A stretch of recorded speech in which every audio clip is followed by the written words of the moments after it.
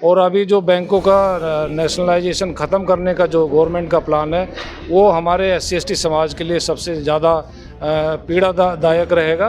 देखिए, एसोसिएशन अगर ना होते तो आज जितनी भी ये भारत सरकार जिस प्रकार से हमारे लोगों को प्रताड़ित करती है, ये इनकी ट्रांसफ़र इतनी दूर कर देते हैं, वहाँ उनका जीना दूभर हो जाता है, मकान किराए पर नहीं मिलते। दिल्ली में सेंट्रल बैंक के जो SC/ST OBC के जो कर्मचारी हैं उनकी एक बड़ी बैठक हुई थी। मेरे साहब SC नैनावत साहब हैं जो स्पॉन्सर्ड भी है, आयोजक हैं। सर, किन बातों पर बातचीत हुई है और क्या मैसेज गया, इस बैठक से क्या निकला? सर, हम पूरे हिंदुस्तान से सेंट्रल बैंक के कर्मचारी और अधिकारी और हमारे जनरल सेक्रेटरीज आए हैं आज, और हमारा मुख्य उद्देश्य हम बाबा साहब का जो मिशन है यूनाइटेड का, वो हमने यूनाइटेड रह कर के काम करने का आज संकल्प लिया है।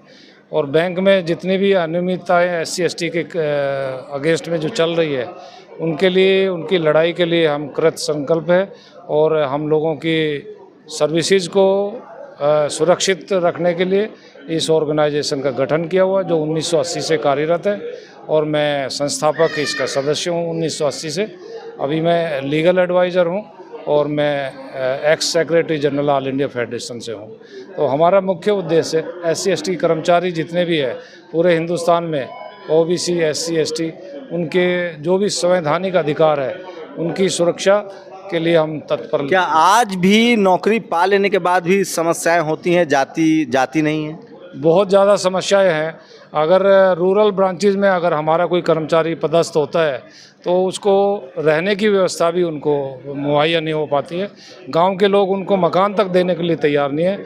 और सेंट्रल बैंक की मैक्सिमम ब्रांचें, रूरल ब्रांचें जो है वो बिल्कुल ही ठेठ गांव में होती है। वहाँ पानी की सुविधा, मकान किराए पे नहीं मिलना, वो बहुत बड़ी कठिनाई हमारे लिए है। तो उसकी लड़ाई के लिए हम नेशनल कमीशन और पार्लियामेंट्री कमेटी में लगातार हम बात कर रहे हैं। और अभी मुझे जो ज्ञात हुआ है कि सेंट्रल बैंक के कर्मचारियों की जो भी पदोन्नति होगी, ट्रांसफ़र होगी, उनमें वो 100 किलोमीटर से ज़्यादा के रेडियस से बाहर नहीं करेंगे, ऐसा आश्वासन मिला है। नौकरी घट रही है, इसको लेकर भी कोई बातचीत हुई है? क्योंकि सरकारी नौकरियां अब जा रही है, बैंकों का जिस तरह से कोलैबोरेशन हो रहा है, निजीकरण हो रहा है, लिमिटेड सरकारी बैंक रहेगा, इससे क्या असर पड़ेगा? हमारी फेडरेशन नेशनलाइजेशन, बैंक के नेशनलाइजेशन के फेवर में रही है। और अभी जो बैंकों का नेशनलाइजेशन ख़त्म करने का जो गवर्नमेंट का प्लान है वो हमारे SC/ST समाज के लिए सबसे ज़्यादा पीड़ादायक रहेगा। और इससे समाज की जो नीचे के पढ़े लिखे लोग हैं उनको नौकरियां कैसे मिलेगी, ये हमें प्राइवेटाइजेशन में भी तो नौकरी मिल सकती है। अब तो लोग पढ़ लिख रहे हैं, टैलेंट है। प्राइवेटाइजेशन में रिजर्वेशन का कोई प्रावधान नहीं है, और गवर्नमेंट इसके बारे में अगर विचार कर रही है, कोई कॉन्स्टिट्यूशनल अमेंडमेंट लेकर के आएगी तो अभी कुछ हो सकता है। अभी आपके एक SC कमीशन के सदस्य बोल रहे थे कि जो सरकारी कर्मचारी हैं SC/ST OBC के, उनकी भी नैतिक जिम्मेदारी है कि बच्चों को मदद करे, गोद लें। जी, ये हम पहले ही आपको आपके चैनल के माध्यम से बताना चाहते हैं कि हम अपने तरफ से, फेडरेशन की तरफ से, जो गरीब बच्चे हैं उनको किताबें मुहैया करवाने का भी हम प्लान कर रहे हैं। और हम एक बच्चा गोद लेने के लिए हम कोशिश करेंगे। जितने भी हमारे जोनल हेड है, जोनल यूनिट्स हैं, उनको सबको हम ये सूचित करेंगे कि हर यूनिट एक बच्चे को, गरीब बच्चे को। एसोसिएशन कितना ज़रूरी है? आप लोग कर्मचारी हैं बैंकों के, एसोसिएशन नहीं होता तो क्या होता, और एसोसिएशन होने से कितना फ़ायदा है? कुछ लोग कह रहे हैं कि एसोसिएशन वाले सिर्फ अपनी चलाते रहते हैं, चंदा वसूली करते हैं, वो कुछ वेलफेयर के लिए काम नहीं करते हैं। देखिए, एसोसिएशन अगर ना होते तो आज जितनी भी ये भारत सरकार जिस प्रकार से हमारे लोगों को प्रताड़ित करती है, ये इनकी ट्रांसफ़र इतनी दूर कर देते हैं, वहाँ उनका जीना दूभर हो जाता है, मकान किराए पर नहीं मिलते। एसोसिएशन का सबसे बड़ा रोल ये है कि वो चीज़ हम अपने मैनेजमेंट के सामने रखते हैं कि हम इकट्ठे हैं, अगर हमारे आदमियों को आप लोग इस तरीके से तंग करेंगे तो हम मैनेजमेंट के खिलाफ अपना प्रोटेस्ट करते हैं। उससे एसोसिएशन बहुत ज़रूरी है, बहुत ज़रूरी है।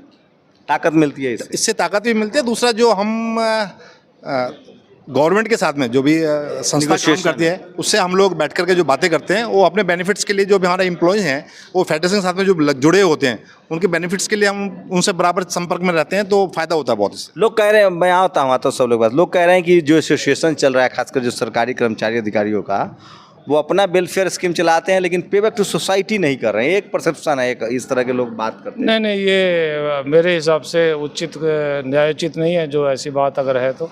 हमारा 1980 से लगातार ये सतत प्रयास रहा है कि समाज के जो SC ST OBC के जितने भी कर्मचारी है, सफाई कर्मचारी से लेकर के जनरल मैनेजर तक, हम सबका विशेष ध्यान रखते हैं। और विशेष रूप से जो सबसे नीचे के तबके के लोग हैं, नहीं वो समझ गया सर, वेलफेयर एसोसिएशन है आपका, कर्मचारियों का वेलफेयर होता है, लेकिन सोशल कंट्रीब्यूशन नहीं हो पा रहा है, पे बैक टू सोसाइटी। पे बैक टू सोसाइटी में हम यही कर सकते हैं कि जहाँ जहाँ हमारे समाज के जो दलित लोग हैं उनकी सोसाइटियों में, उनके घरों में नज़दीक जाएं और उनको हम शिक्षित करने का अकाउंट ही खुलवा दीजिए। उनके अकाउंट के लिए हम बिल्कुल सबसे पहले हमने लोगों को बोला है, काम हो जाएगा। हमने अपने कर्मचारियों को बोला है कि एक सवाल ले लेता हूँ, आप लोग चूंकि बैंक में है, फाइनेंशियल सेक्टर है, क्या लोन लेने वाले की संख्या बढ़ी है बहुजन समाज में? और जो सरकारी स्कीम्स आते हैं उसमें उनकी भागीदारी बढ़ी है, बिजनेस बढ़ा है कुछ बहुजन समाज के लोग? जी बिल्कुल बिल्कुल बढ़ा है। गवर्नमेंट भी इस बारे में बहुत विशेष प्रयासरत है। और अभी 26 और 27 28 तारीख को फाइनेंस मिनिस्टर ने, लोग बैंक अब जाने लगे हैं। यस, वो पूरी तरह से जो पहले का परिदृश्य अगर देखें तो बैंक में SC ST के लोग चप्पल बाहर निकाल करके बैंक की शाखाओं में जाते थे। मैंने वो दृश्य भी देखे हुए हैं। लेकिन अभी जो हमारे समाज के लोग हैं वो बिजनेस में भी आए हैं और बिजनेस के लोन और SMSC। कितना बदला है बैंकिंग सिस्टम बहुजनों के लिए, कितना फेवरेबल हुआ है? मेरे विचार में फेवरेबल तो हुआ है, लेकिन पॉपुलेशन भी बढ़ी है। उसके कंपैरिजन में जो होना चाहिए था स्तर, उसी स्तर तक हम अभी तक नहीं पहुंचे। और काम करने की जरूरत है। और बिल्कुल काम करने की ज़रूरत है। सरकार तो नीतियां बनाती है, सरकार की बहुत अच्छी नीतियां, लेकिन वो ग्राउंड लेवल पर इम्प्लीमेंट नहीं हो पाती हैं।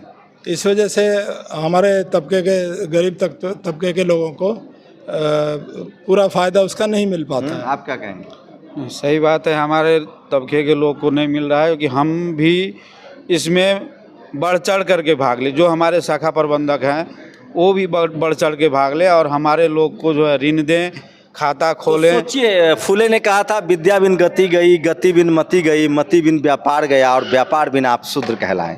पूरे बैंकिंग सिस्टम से बहुजन समाज को काट दिया गया है। अब धीरे धीरे जाकर लोग अपना अकाउंट खोल रहे हैं, वहाँ बचत खाता खोल रहे हैं, सेविंग्स कर रहे हैं। लोन लेने की प्रक्रिया अभी बहुत दूर है। मैं जानता हूँ इस देश में 90% बहुजन समाज में रेयर लोग हैं जो जिनको पता है कि हमको ITR फाइल करना है, फॉर्म 16 लेना है, लोन के लिए कैसे अप्लाई करना है।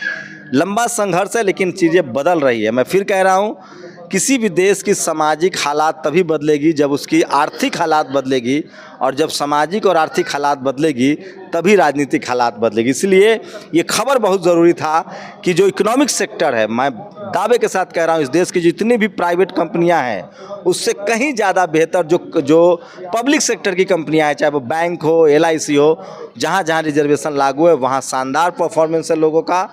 बस फ़र्क इतना है कि उनके जनता की भागीदारी उसमें नहीं है, न लोन मिल रहा है, न लोग बिजनेस कर पा रहे हैं।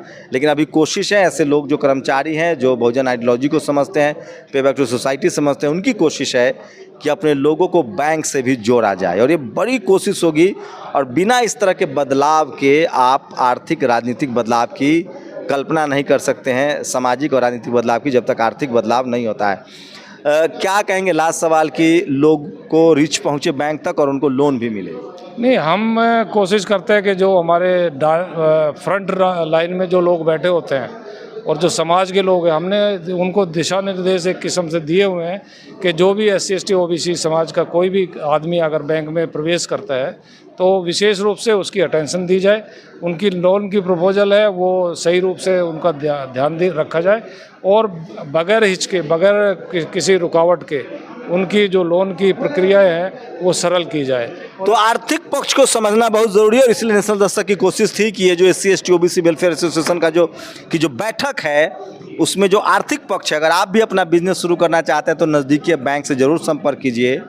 CA हो, बैंक कर्मी हो, इन सब से आपको वकील हो, इस तरह के प्रोफेशन में आपको आने पड़ेंगे, तभी जाके समाज की सामूहिक स्थिति जो है वो बदलेगी। नेशनल दस्तक की लगातार कोशिश होती है कि सीमित संसाधन में आप तक वो तमाम खबरें जो इस समाज के लिए ज़रूरी है आप तक पहुंचाई जाए। उसी कड़ी में आज हम आपको बैंक कर्मचारियों का इंटरव्यू दिखा रहे थे कि कैसे आप बैंक जाएं, कैसे आप लोन लें और कैसे आप बिजनेस भी कर सकते हैं। पूरी बातचीत पर अपनी प्रतिक्रिया जरूर दीजिए। कैमरामैन नवीन के साथ शंभू कुमार सिंह, नेशनल दस्तक, दिल्ली। नेशनल दस्तक की आपसे गुजारिश है कि अगर इसको बचाना चाहते हैं तो नेशनल दस्तक को सब्सक्राइब करने के लिए रेड कलर के सब्सक्राइब बटन को दबाएं, फिर बेल आइकन की घंटी दबाएं। नेशनल दस्तक को बचाने के लिए बहुत जरूरी है कि हर खबर को शेयर करें, लाइक करें, कमेंट जरूर करें।